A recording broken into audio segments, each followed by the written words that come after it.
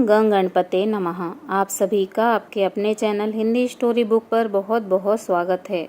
आप सभी पर ईश्वर की कृपा सदा बनी रहे। आज इस वीडियो में हम 16 सोमवार व्रत कथा सुनेंगे। वक्रतुंड महाकाये सूर्यकोटि समप्रभा निर्विघ्नं कुरु मे देव सर्वकार्येषु सर्वदा। ओम नमः शिवाय। एक समय श्री महादेव जी माता पार्वती के साथ भ्रमण करते हुए मृत्युलोक में अमरावती नगरी में आए।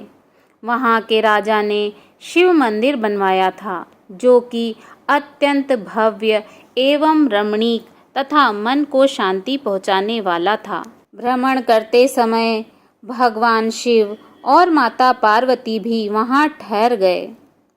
पार्वती जी ने कहा, हे नाथ, आओ आज इस स्थान पर चौसर पासे खेलें। खेल प्रारंभ हुआ। भगवान शिव जी कहने लगे, मैं जीतूंगा। इस प्रकार उनकी आपस में वार्तालाप होने लगी। उस समय पुजारी जी पूजा करने आए।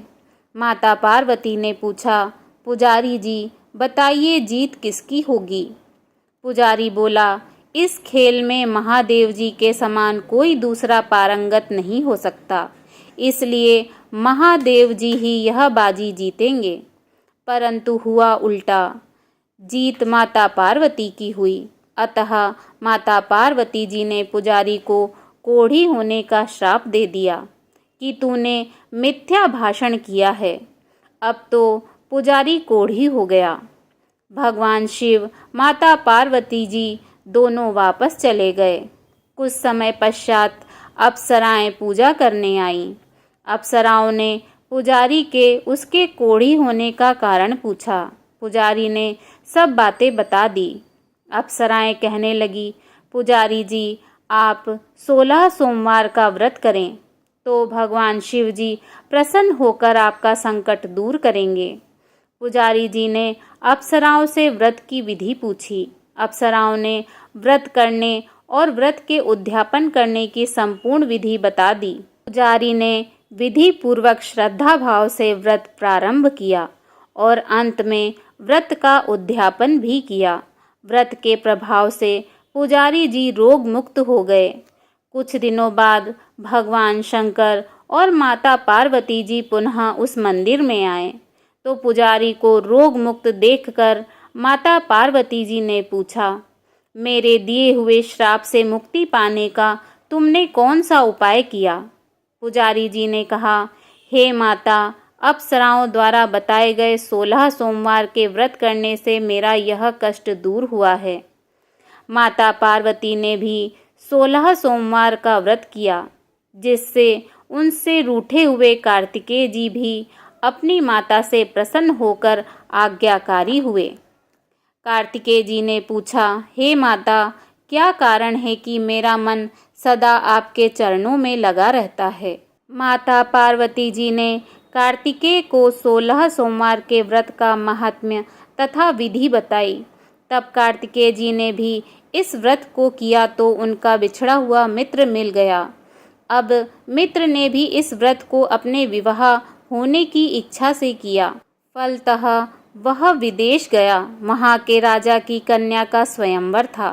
राजा ने प्रण किया था कि हथनी जिस व्यक्ति के गले में वरमाला डाल देगी उसी के साथ राजकुमारी का विवाह करूँगा। यह ब्राह्मण मित्र भी स्वयंवर देखने की इच्छा से वहाँ एक ओर जाकर बैठ गया। हथनी ने इसी ब्राह्मण मित्र को माला पहनाई तो राजा ने बड़ी धूमधाम से अपनी राजकुमारी का विवाह उसके साथ कर दिया। तत्पश्चात दोनों सुखपूर्वक रहने लगे। एक दिन राजकन्या ने पूछा, हे नाथ, आपने कौन सा पुण्य किया जिससे हथनी ने आपके गले में वरमाला पहनाई? ब्राह्मण पति ने कहा, मैंने कार्तिकेय जी द्वारा बताए अनुसार 16 सोमवार का व्रत पूर्ण विधि विधान सहित श्रद्धा भक्ति से किया, जिसके फल के कारण मुझे तुम्हारे जैसी सौभाग्यशाली पत्नी मिली। अब तो राजकन्या ने भी सत्यपुत्र प्राप्ति के लिए व्रत किया और सर्वगुण संपन्न पुत्र प्राप्त किया। बड़े होकर पुत्र ने भी राज्य प्राप्ति की कामना से 16 सोमवार का व्रत किया। राजा के देवलोक होने पर इसी ब्राह्मण कुमार को राजगद्दी मिली।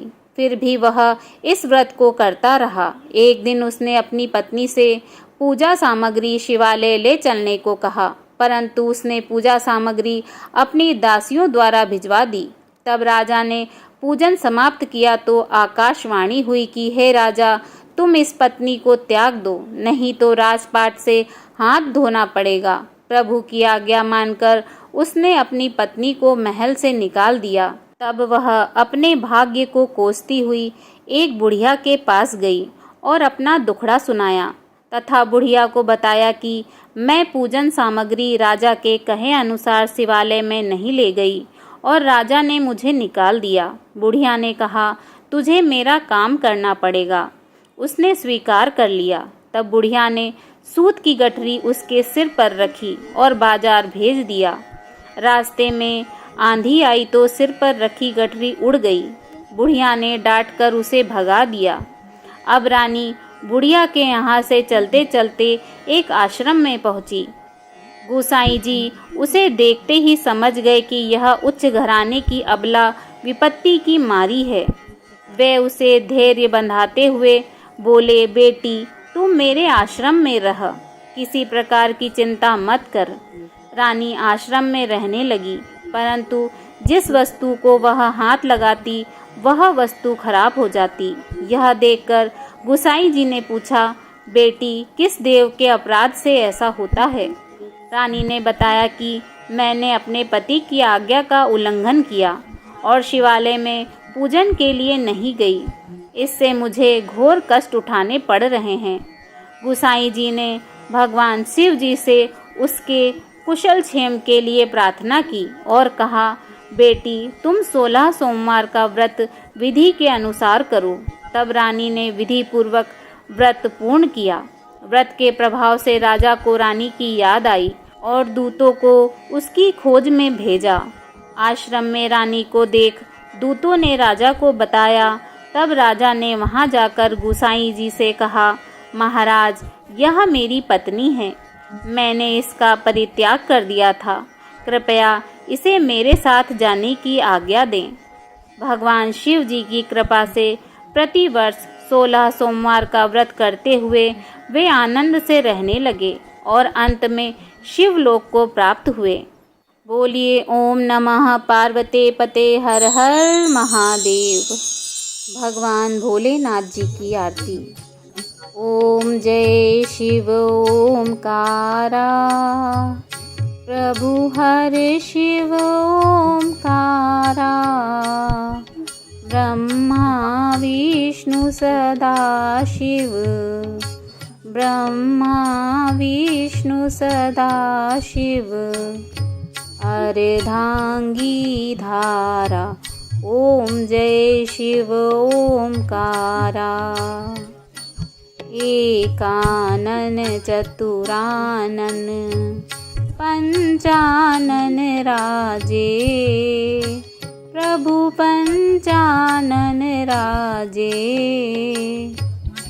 हंसासन गरुणासन, हंसानन गरुणासन, वृषवाहन साजे, ओम जय शिव ओमकारा, दो भुज चार चतुर्भुज, 10 भुज अति सोहे, प्रभु 10 भुज अति सोहे, त्रिगुण रूप निरखता, त्रिगुण रूप निरखता, त्रिभुवन जन मोहे, ओम जय शिव ओमकारा, अक्षमाला बनमाला, मुंडमाला धारी, प्रभु मुंडमाला धारी, चंदन मृग मद सोहे, चंदन मृग मद सोहे भोले शशिधारी।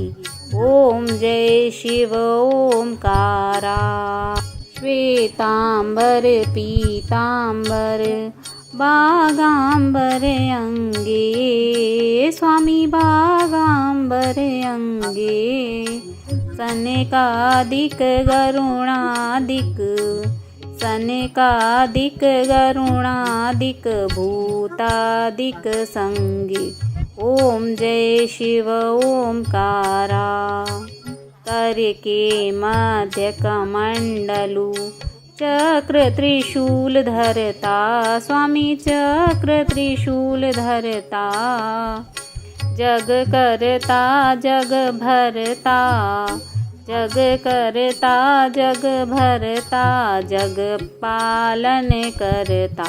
ओम जय शिव ओमकारा। ब्रह्मा विष्णु सदा शिव जानत अविवेका स्वामी जानत अविवेका। प्रणवाक्षर के मध्य प्रणवाक्षर के मध्य ये तीनों एका। ओम जय शिव ओमकारा। त्रिगुण शिव जी की आरती जो कोई नर गाए प्रभु जो कोई नर गाए। कहत शिवानंद स्वामी कहत शिवानंद स्वामी मन वांछित फल पाए। ओम जय शिव ओमकारा।